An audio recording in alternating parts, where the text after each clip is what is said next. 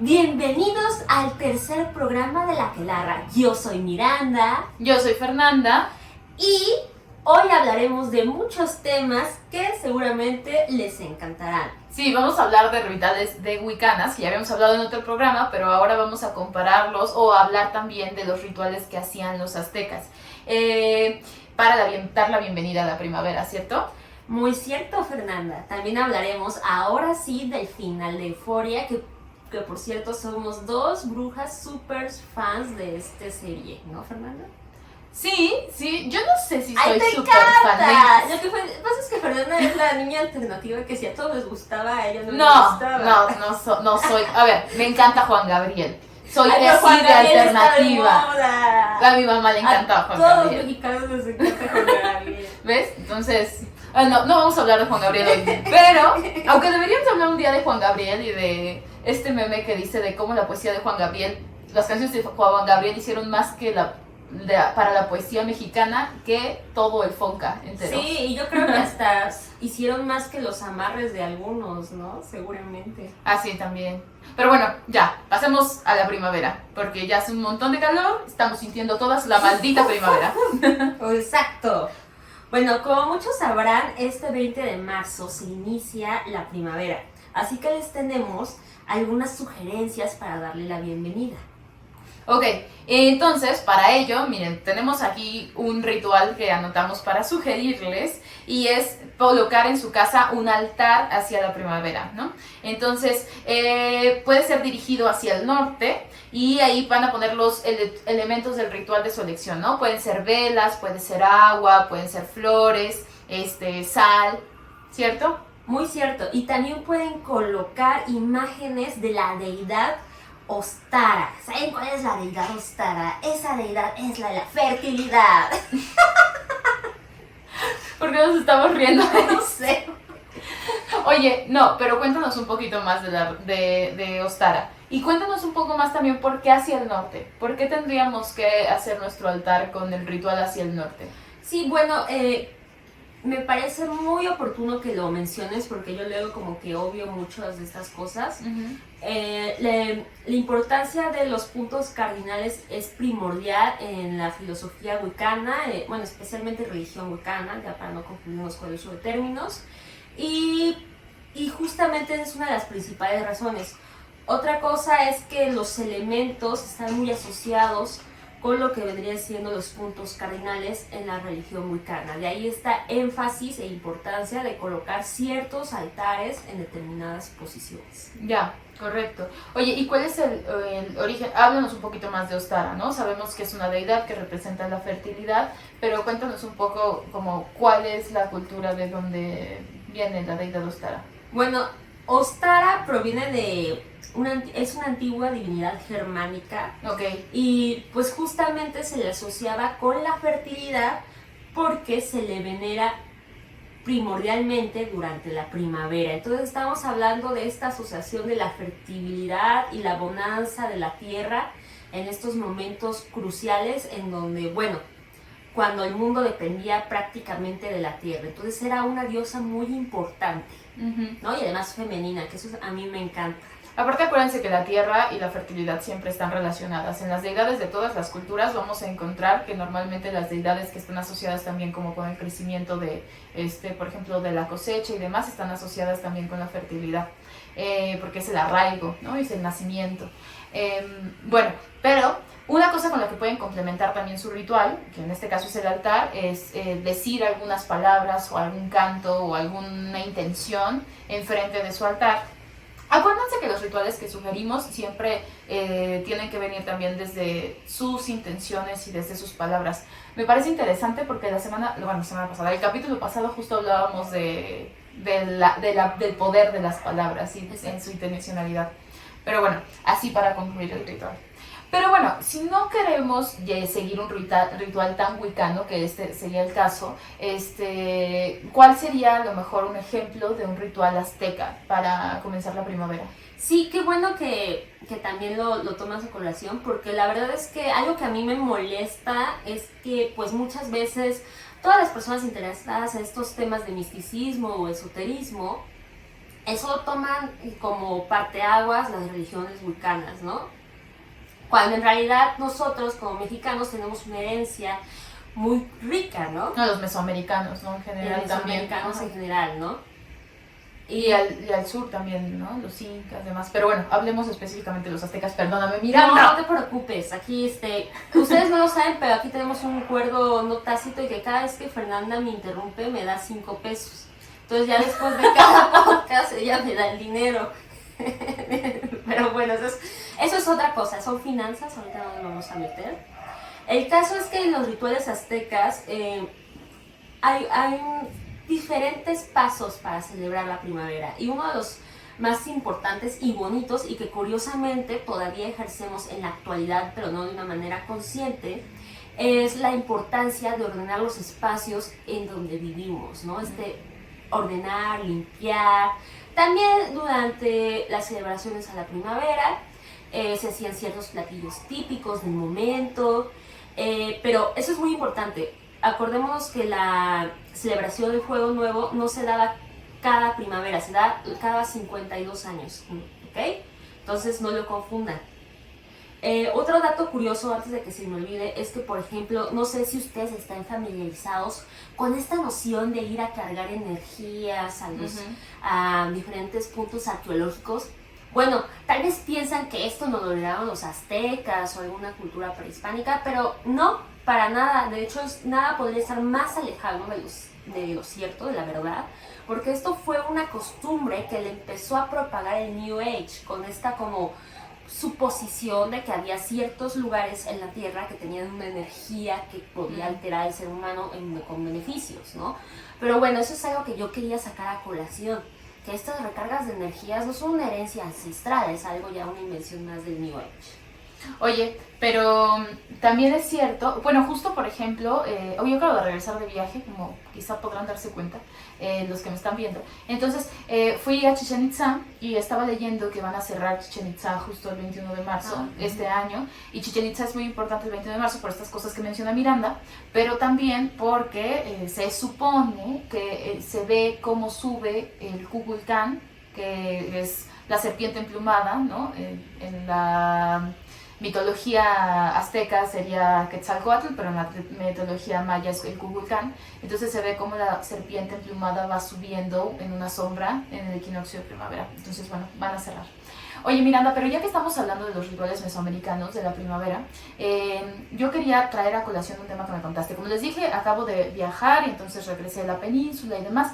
Y todo esto lo traigo porque no tienen idea de la cantidad de gentrificación y de gente europea que hay viviendo en Tulum y en nuestra península y demás. Y ese no es el problema, sino el problema es cómo las costumbres cambian, ¿no? Y entonces me hace pensar que hay una colonización todavía vigente, que después hablamos con más profundidad porque no quiero tampoco como decirlo a la ligera. Pero todo esto con para tequilitas.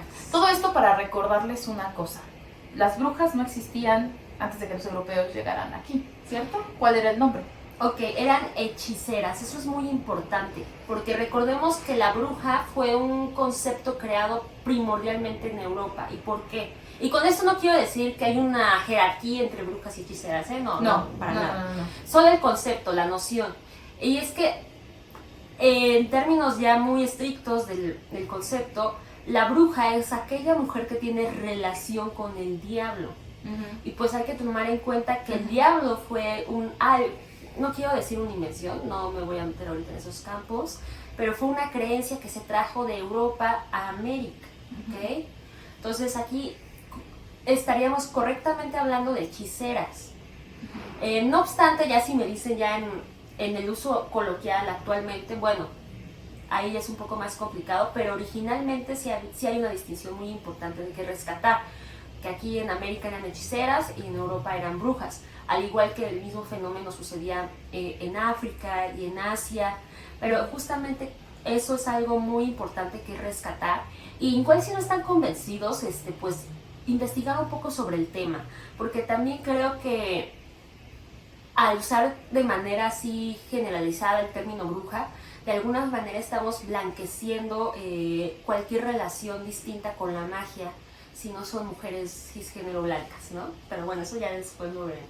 Sí, y tampoco se trata de, ay, vamos a dejar de usar el término brujas, ¿no? Sino más bien como un poco hacer conciencia de dónde viene también y cómo lo usamos y por qué lo usamos ahora. Aparte, su relación con el diablo me parece muy interesante, que es una relación que no existía de este lado con las hechiceras, donde justamente este tipo de rituales estaban completamente arraigados incluso a las culturas y formas de vida. Exacto. Exactamente, porque siempre hemos sido una cultura, pues sí, mucho más mística y un poco como conectada con la naturaleza en sentidos diferentes, en niveles distintos, ¿no? Y también con la ciencia, o sea, y como siempre lo hemos dicho, no separamos nunca las hechiceras y las brujas de la ciencia, porque fueron nuestras primeras científicas, acuérdense de eso. Pero bueno, ya. No, y solo a colación, Ajá.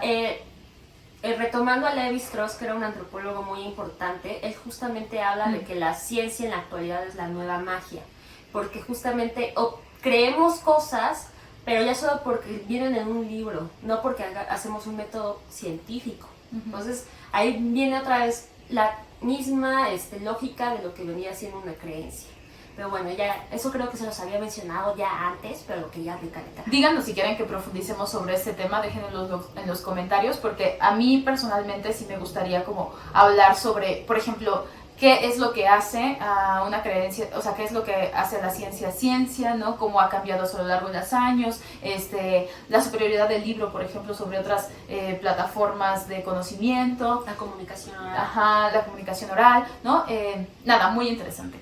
Pero bueno, ya vamos a cambiar de tema, ¿qué te parece? Me parece perfecto, atinadísimo. Qué mensa eres. Bueno, ok, entonces fíjense bien, ya vamos a hablar del final de Euphoria, pero yo le dije a Miranda si podíamos hablar, o sea, sí del final, por supuesto, que ha traído como un montón, bueno, ya vieron nuestro capítulo anterior, hablamos de Euphoria, estamos apasionadísimas y muy interesadas, pero queremos hablar, o me gustaría que abordemos de cómo tratan las relaciones entre mujeres, las amistades entre mujeres en esta serie. Miranda, ¿qué opinas? Pues yo fascinada, uno de mis sueños frustrados es tomar una maestría en estudios de género, que estoy pensando que a los 45, 50 lo haga, pero bueno, estoy encantada con esos temas, la verdad. Y bueno, antes de empezar a hablar un poco más de ello, hay que comentar que vamos a partir de una visión de las relaciones de mujeres de acuerdo a un hombre, ¿no? Porque hasta donde tengo entendido, el único escritor creativo de esta segunda temporada fue Sam Levinson, me parece. Que es el creador y director de la serie. Ajá, eso, o sea, él hace todo. Sí, entonces básicamente. También ahí, es su serie. Es su serie, o sea, manitas ahí, cuidado, ¿no? Pero, bueno, esa es una aclaración importante, ¿no? Entonces, bueno, no sé si quieres que yo empiece o... Sí, vamos a hablar de Rue y de Lexi, ¿no? También un poco de Otra la que me sororidad. apasiona. Me voy a aquí exaltar. Cuéntame qué opinas. Yo me voy a poner cómoda para que me platiques y te voy a interrumpir si lo considero necesario para hacer preguntas. Bueno, recordemos que la sororidad, proviene de la expresión en latín soros, que significa hermandad. Y en síntesis, representa la experiencia de mujeres, ¿no? Que conduce a relaciones y alianzas existenciales y políticas. Ahora bien, ¿qué carajos me dijo Miranda con esto, no? Bueno, los voy a traducir un poco más, porque sí está un poco complicada la definición. Pero, a ver, voy a hacer una pausa en lo que Miranda les traduce. O sea, por eso Soros, de Sor Juana, por eso la hermandad en la religión, aunque es un concepto mucho más amplio, ¿no? Por eso escuchamos que son Sor, las hermanas de los conventos. Ya. Bueno, entonces, la sororidad, así en términos de palitos y bolitas, es la búsqueda de relaciones que beneficien a las mujeres entre sí, sin importar su clase, o idealmente que no sea sin importar su clase, ¿no? Entonces, ya teniendo esta noción clara, de alguna forma, vamos a ver cómo la sororidad o esta relación entre mujeres se llevó a cabo en la serie, en la temporada 2. Y sobre ello me gustaría hablar primordialmente, bueno, ahorita en un principio, de la relación entre Rue y Lexi. Vamos a hablar de la sororidad entre ellas. Ahora bien, un punto más. Relacionarse con mujeres no significa automáticamente que eres sorora, ¿ok? Son alianzas, son como hacer un equipo. Vamos a dejarlo así, muy sencillo. Igual ya ahorita una académica del Colmex me viene a decirme cosas, pero bueno, así lo vamos a dejar. Entonces, ¿cómo vamos a ver la sororidad en Rue y Lexi? Vamos a observar que durante la primera temporada y el inicio de la segunda, la relación de ambas mujeres estaba gravemente afectada. Por un lado, por los problemas de Rue y su adicción, que pues obviamente afectaban todas sus relaciones interpersonales. Y por otro lado también de Lexi y su pasividad respecto a Rue, ¿no? Que también era un problema no solo con ella, sino su vida en general. Ahora, algo muy interesante del último capítulo, que es la obra de teatro, es que curiosamente el escritor utiliza la obra para de alguna manera contarnos de manera muy breve toda la historia, la amistad de todas las mujeres de la serie. Pero hace mayor énfasis en Rue y Lexi, ¿no? Para de alguna manera cuando al final estas dos amigas se contentan, el espectador puede entender la importancia de esto. Pero ahora bien, ¿por qué yo creo que se dio grandes momentos de sororidad durante la obra? Uno, el más claro que lo podemos observar, es cuando Rue empieza a aplaudir en un momento de confusión, en que todos parecía irse al diablo, para apoyar la obra de Lexi y así de alguna forma la salva, ¿no? Entonces aquí vemos cómo Rue de alguna forma ayuda a Lexi a expresar su creatividad, ¿no? La toma de la mano en este mundo tan difícil cuando es expresarse o manifestarse uno como un ente creativo. Pero creo que la sororidad por parte de Lexi es un poco más interesante y más complicada, porque es a partir de la obra que no solo Lexi muestra las dificultades que el personaje de Rue lleva a lo largo de la serie, y que de alguna manera provoca también que Jules se haga más simpatizante de lo que le sucede. O sí, algo más que también hace, y que se fue de las cosas más importantes a mi parecer, es que justamente vulnera el personaje de Nate, el de Nate Jacobs, mostrando toda esta carga como doble moral que tenía, esta ridiculización de la masculinidad tóxica. Y vaya, esto es muy interesante porque en toda la serie nadie lo hace sentir tan vulnerado como Lexi en la obra. O sea, recordemos que en episodios anteriores Fresco le había pegado fuertemente, pero ni siquiera eso parecía haberlo lastimado, ¿no? Recordemos que cuando se despierta en el hospital con moretones, no se ve tan dolido, inclusive está sonriendo.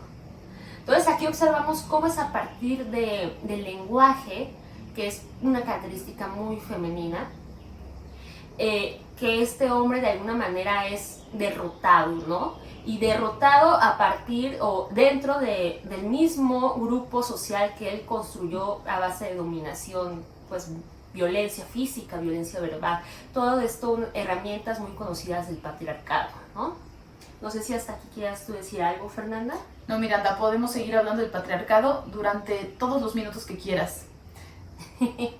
Ajá, hablabas de Nate, de cómo su masculinidad se ve vulnerada. Yo agregaría nada más que no solo a través del lenguaje, sino a través de la imagen, ¿no? El teatro es una de las herramientas artísticas más antiguas, pero también más potentes, porque justamente lo que hace es poder conjugar a base de gestos, ¿no? Una forma de realmente mirarnos a nosotros mismos, o de mirar al otro como si fueras tú, como un espejo. Entonces, el elemento de usar el teatro es muy interesante, y aparte ver teatro dentro de una serie televisiva, que o sea, de nuevo, volviendo un poco a hablar de los recursos que utiliza Sam Levinson también, ¿no? Sí, muy interesante. Sí, y ahora que también lo mencionas, haciendo énfasis en la parte teatral, quien también apoya en esta ridiculización del personaje de Nate es el exnovio de Kat, Ethan. Y recordemos que justamente Ethan es todo lo contrario a Nate, no es nada que ver con el hombre ideal en esta cultura machista, de misógino, violento. Uy, pero eso es súper interesante porque aún así no es Ethan precisamente, bueno, Ethan tiene una relación con Kat, ¿no? Y justamente, spoiler alert si no la han visto, pues en esta temporada termina con él, ¿no? Y Kat siempre está como, ay, ¿cómo es que no quiero estar con él, ¿no? Si es bueno, si es perfecto, si es guapo, si le gusto, si me trato bien. No, y además como que yo lo que interpreté es que por el agua lo que ella anhelaba más que nada era una figura similar a Nate en cuanto a una toxicidad, porque recordemos que sus fantasías de Game of Thrones siempre salían estos personajes con alusiones a la violación, ¿no? De alguna manera, el sexo rudo, que de alguna manera no estoy en nada en contra del sexo rudo, pero también hay ciertas críticas, ¿no? De por qué cierta dominación de hombre a mujer se da y no viceversa.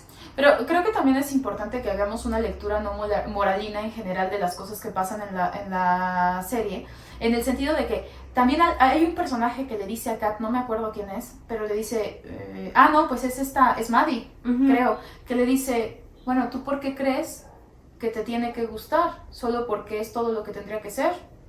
Eso no significa que te tenga que gustar. Y es otro tipo de atadura, es otro tipo de atadura moral. O sea, como es todo lo que se supone que tengo que esperar que sea, ¿no? Y como yo soy la que estoy mal cuando tengo ciertos deseos, porque pues las mujeres no podemos tener ciertos deseos, tenemos que tener deseos bonitos, ¿no? Y tener cierta cajita, encasillarnos en ciertos deseos. Entonces le dice, bueno, es que eso no quiere decir que te tiene que gustar, ¿no? O sea, que la gente vea que es lo bueno no quiere decir que tenga que ser así. Y concuerdo totalmente. Sí, completamente. Y creo que hay que tener mucho cuidado, y quiero hablar un poquito de Cassie también, ¿no? En este sentido. Creo que también hay una lectura moral en cómo la crítica de la red social, por supuesto, no la crítica especializada, de los opinadores, ¿no? Y opinadoras han juzgado a Cassie. ¿Qué opinión te merece Cassie, Miranda? Pues es que es muy interesante. A mí me apasiona mucho el personaje de Cassie porque, como lo dije el episodio anterior, me relaciono mucho con ella. Bueno, me identifico mucho. Y bueno, hay una actitud muy moralilla en este sentido de que ella le roba a Nate, ¿no? Sin embargo, pues hay varias lecturas posibles sobre eso. Por ejemplo, por un lado vemos que se concreta el conflicto, la pelea física entre Maddie y Casey durante la obra, lo cual es muy interesante, cómo es que a partir de la obra da acción entre los personajes, ¿no? Y esto a mí me encantó porque vemos una confrontación física que pues algunos en Twitter decían que era puro fanservice, pero creo que es muy interesante porque ahí vemos la materialización de la competencia femenina por el macho, ¿no? O por el hombre. Y esto es muy, a mí se me hace muy padre porque no es algo nuevo. Las peleas por hombres entre mujeres se ha dado desde muchos tiempos, desde la antigüedad. De hecho, yo para justamente este episodio estuve leyendo un artículo que ahorita se me fue el nombre, pero era justamente de un misionero español que comentaba que cuando llegó a América era muy común que las mujeres se agarraran a golpes por hombres y que pues él justamente como educador, como religioso, pues evitaba esto, ¿no? Quería mansar a las mujeres para que ya no tuvieran estas conductas de hombres, ¿no? Pero ¿por qué lo menciono? Para que observemos cómo ciertas conductas agresivas no son solo de un género en específico, ¿no? Otra cosa importante que a mí me fascinó de esta pelea es que de alguna manera ambas mujeres ven en su relación con el hombre, en este caso Nate, ciertas ventajas, ¿no? Por ejemplo, en Maddie se nos había dejado muy clara este interés por el posicionamiento social, muy similar también al de Cassie, porque recordemos que Nate tiene dinero, y pues en comparación con sus parejas, pues vaya, le saca vuelo, ¿no? Entonces ahí estamos viendo inclusive ya ciertos avisos, vislumbramos ciertas señales de lo que vendría siendo a futuro violencia económica, muchas más cosas, ¿no? Pero esto es algo que a mí me encantó, que cómo es que pelear por un hombre, al final de cuentas, no es exactamente pelear por el hombre en sí, sino por lo que representa en la sociedad, ¿no?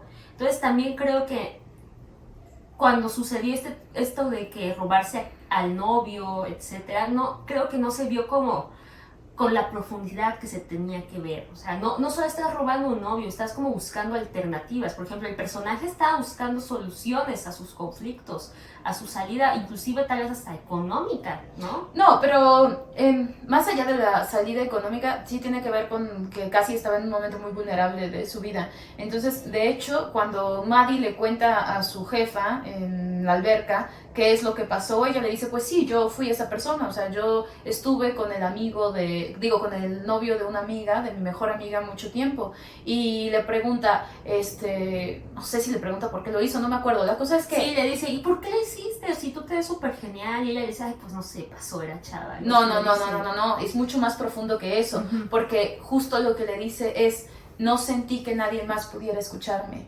¿no? Supongo que necesitaba alguien que me escuchara. Entonces, habla de un momento de vulnerabilidad que a Maddie también le cae el 20. Eso no quiere decir que no deja de estar enojada, pero sí habla de que Cassie también está pasando por un momento de vulnerabilidad y ella está auténticamente enamorada. O sea, más allá de cuáles sean las razones intrínsecas o lo que sea, ella está auténticamente enamorada. A mí lo que me pasa con la pelea es que siento que esta intención también del director de querer ver una pelea entre mujeres se me hace... Sí, se me hace ridícula, sí, se me hace como absurda, ¿no? También. No como para los fans, sino, o sea, sí, también, ¿por qué todos queríamos que se pelearan Maddie y Cassie, no? ¿Por qué Cassie es la mala del cuento? O porque, o sea, ¿por qué tiene que haber una mala? ¿Por qué ella es la mala? ¿Por qué recae en ella? O sea, por supuesto que hablamos de Nate y por supuesto que a Nate también se le juzga, pero yo lo que invito a ver o lo que me parece muy interesante es que sí vemos cómo hay una cadena de víctimas que no están superando ciertas cosas, ¿no?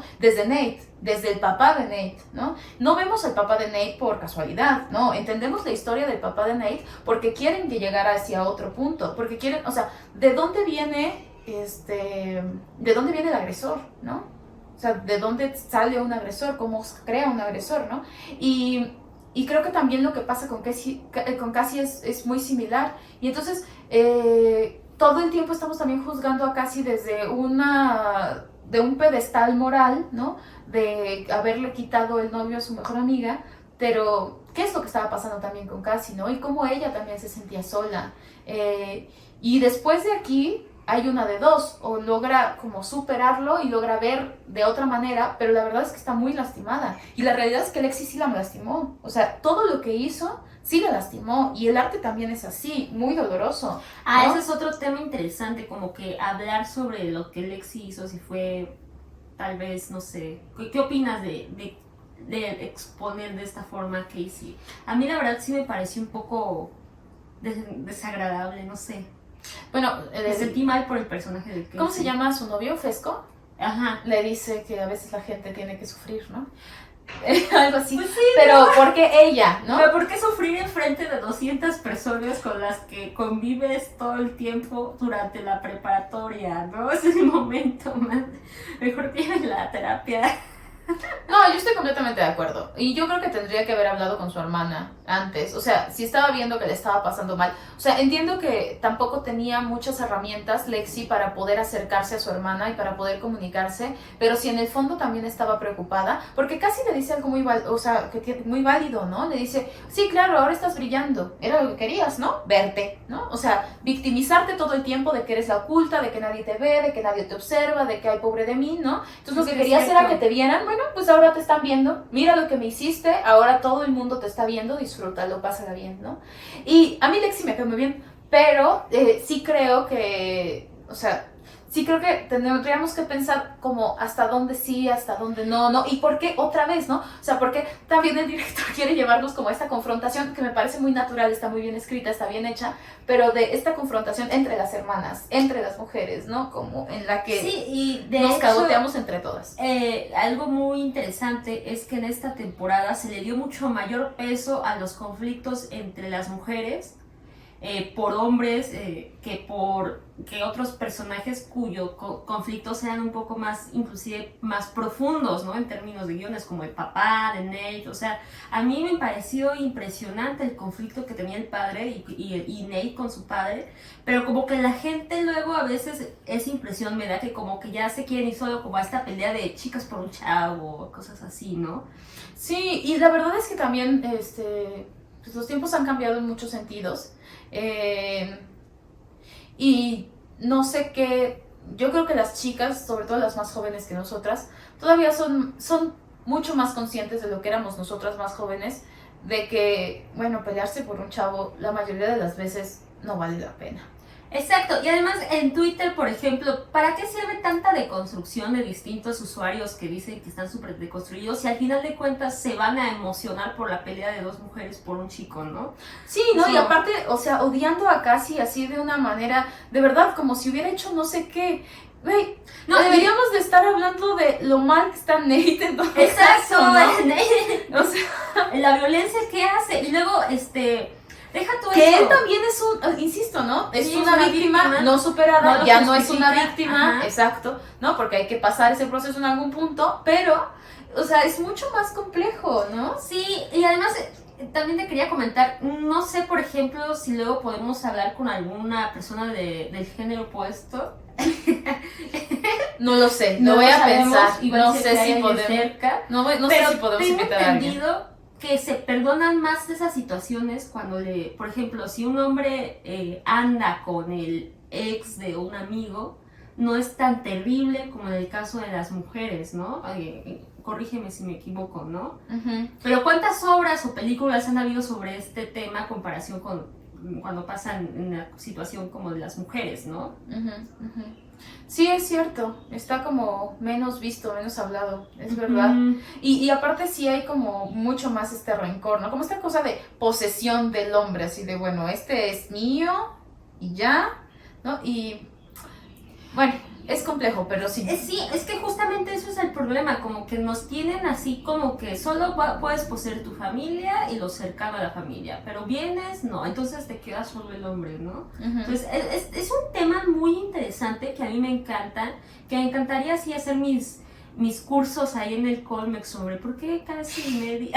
Sí, pero mira, bueno, yo creo que tema. este podcast te lo patrocinó en Colmex Sí, y yo no estoy recibiendo un peso, Me pagan $5 por cada vez que lo menciono. No es cierto. Ay, pues muy interesante. Cuéntenos qué les pareció el final de Euphoria, si la vieron, si no la vieron. Cuéntenos de qué otra cosa les gustaría que habláramos. Yo la verdad es que quiero hablar del nuevo disco de Rosalía, que sea de Motomami.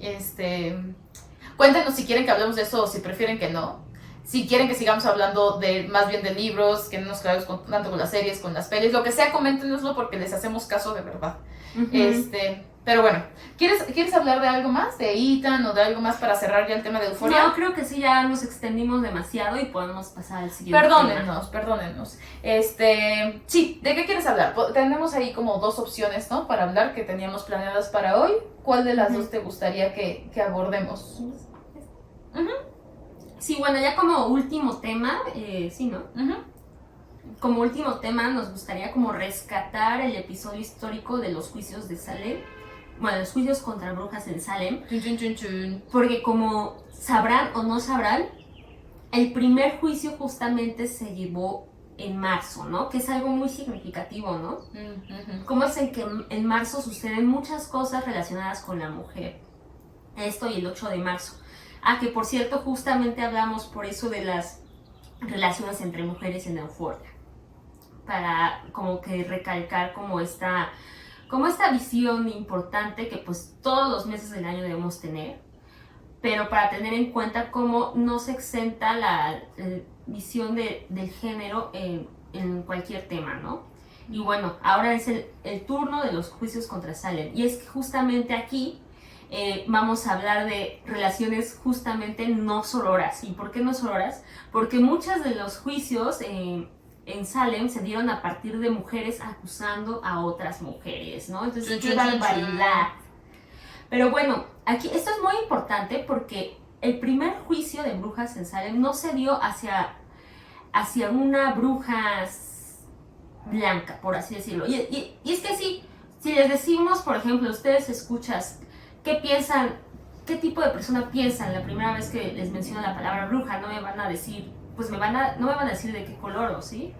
Normalmente las tenemos como en este mapa de mental que son como brujas muy europeas, pero en este caso fue todo lo contrario. De hecho, la primera acusada de brujería fue una esclava que se llamaba Tituba y era una mujer negra que posiblemente era de bárbaros, aunque eso es muy importante, como no se sabía muy bien de dónde era, muchos historiadores decían que era negra, otros que era india, entonces a ciencia cierta no sabemos su raza, ¿no? Sin embargo, era totalmente distinto a las mujeres blancas. Y esta esclava justamente fue la primera en ser acusada y la primera en confesar que era bruja. ¿Pero por qué lo confesó? Esto lo confesó porque fue brutalmente torturada varias horas, ¿no? Entonces, la poca conciencia que se tiene de Tituba en la casa de las brujas de Salem solo nos demuestra lo que justamente estábamos hablando al principio del episodio, que muchas veces cuando hablamos del concepto de bruja, casi siempre nos remitimos a ese referente de mujer blanca de Europa, o ni siquiera de Europa, la representación visual de una mujer blanca. Sí, ¿me equivoco o no, Fernanda? Tú dinos. No, no te equivocas, no te equivocas. Sí, de acuerdo. La vestimenta incluso, ¿no? O sea, cómo se ve una bruja, sí, todo está asociado a una mujer blanca y sí quizá una mujer europea, ¿eh? Pero bueno. Exacto, sí, es como... ¿Y por qué sacamos estos temas a colación? Pues para que recordemos que en este podcast siempre estamos en pos de la reconstrucción y de la autorreflexión, para que también observemos cómo conceptos que muchas veces usamos, pues de alguna manera tienen ciertas características que no son tan simples como parecen, ¿no? Para dejarlo ahí. Y bueno, sobre Tituba no hay muchos trabajos. Hay un libro que era Yo, Tituba, la bruja negra, de un escritor francés, pero curiosamente ese libro no se los voy a recomendar. Se llama, así se llama, pero no se los quiero recomendar porque justamente ese libro se habla a partir de un discurso de empoderamiento, pero muy relacionado con las mujeres blancas, ¿no? Entonces, una vez más falla este personaje que hasta ahora ha sido pues gran parte de un misterio, ¿no? Que afortunadamente se ha ido rescatando. Pero bueno, creo que estamos quedando muy reflexivas para este episodio. Sí, pero está bien de repente ser reflexivas, no todo tiene que ser divertido y chistoso y estarnos riendo cada segundo, entonces, pues sí. Bueno, pues ya vamos a despedirnos, ¿no? Bueno, antes de despedirnos, ya sabemos que les gustan las brujas literarias, a mí también, pero teníamos muchas ganas de hablar de Euphoria, perdónennos. Y entonces ya la próxima va a ser mucho más literario, lo prometemos. Ya habíamos hablado de temporada de huracanes, voy a hacer una recomendación muy rápida, entonces la vuelvo a traer a colación, por esto la cacería de brujas, porque justo este libro empieza con el asesinato de una mujer a la que llaman bruja en el pueblo, y entonces, pues básicamente es una mujer asesinada que practicaba la hechicería en el pueblo. Y entonces, pues habla de alguna manera también de una cacería contemporánea de las brujas, de las hechiceras, que está asociada a su nivel socioeconómico, a sus prácticas, que no son hegemónicas, ¿no? Que de hecho, perdón si te dale. pero me vas a dar 5 pesos, se compensa, está bien. No, la verdad es que Miranda me debe más dinero por las veces que me interrumpen. Bueno, de negocios se habla hasta el final, ¿ok, Fernanda? Entonces... luego me regaña, eso le cuesta el doble. Sí. Algo que me gusta mucho del libro es que justamente habla de cómo la brujería o la casa de brujas sigue vigente. Recordemos que en África es una de las casos de muerte más comunes entre mujeres. Se matan mujeres porque creen que son brujas. Inclusive aquí en México también todavía se han matado muchas personas bajo esa presunción. Entonces, cuando hablamos de casa de brujas, no estamos hablando del medievo, estamos también hablando de la época actual. Ya. Sí, y de ir en contra de las prácticas justo hegemónicas patriarcales, ¿no? Que nos marca la vida. Entonces, bueno, ya nada más para cerrar con este libro de Fernanda Melchor, lo que tienen que saber es que tiene un valor literario altísimo. A mí me encantó, o sea, hay gente que no le gusta, a mí me encantó. Y que es como frenético, ¿no? Se llama temporada de huracanes y literalmente es un huracán a la escritura. O sea, no para, es como un párrafo larguísimo, eterno, que de repente te hace perderte en las cosas que están pasando y tienes que como separar y tratar de entender hacia dónde te está llevando y prestar muchísima atención, pero luego no puedes parar y tienes que seguir leyendo.